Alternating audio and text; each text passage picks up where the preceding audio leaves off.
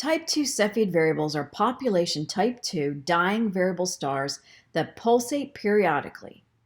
Population type II dying stars are old, low mass, and metallicity poor compared to the Sun. Let's take a look at where type II Cepheid variables fit on an HR diagram. On the left, we have an HR diagram. Spectral class is shown on the bottom axis. Spectral class is based on the surface temperature of an object. Surface temperature increases to the left, and on the vertical axis we have absolute magnitude, which is like luminosity, and that increases upward. On this diagram, we place objects based on their spectral class and their absolute magnitude, or we place them based on their temperature and their luminosity. Stars that are on the main sequence, which is this diagonal that runs from upper left to lower right, are stable stars or stable objects. They're not growing in size over time or getting smaller over time.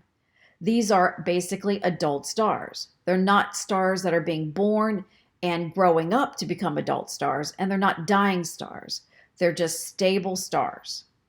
Any object that's above or below the main sequence are objects that are dying or they're growing. One region that's above the main sequence is this rectangular region known as the instability strip. And of this instability strip, this lower portion is where we're going to find our type II Cepheids.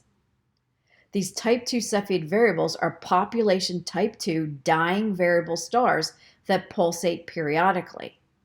If we take a look at this example by TESS, we are looking at their visual wavelength on the vertical axis, and we're looking at time over the horizontal axis.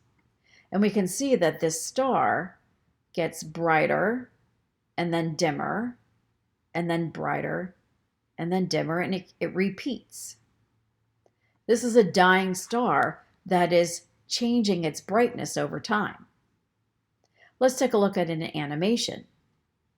In this animation, we're looking at this object that's variable. It's changing its brightness over time, and it's changing its size over time. So type II Cepheid variables are population type II dying variable stars that pulsate periodically.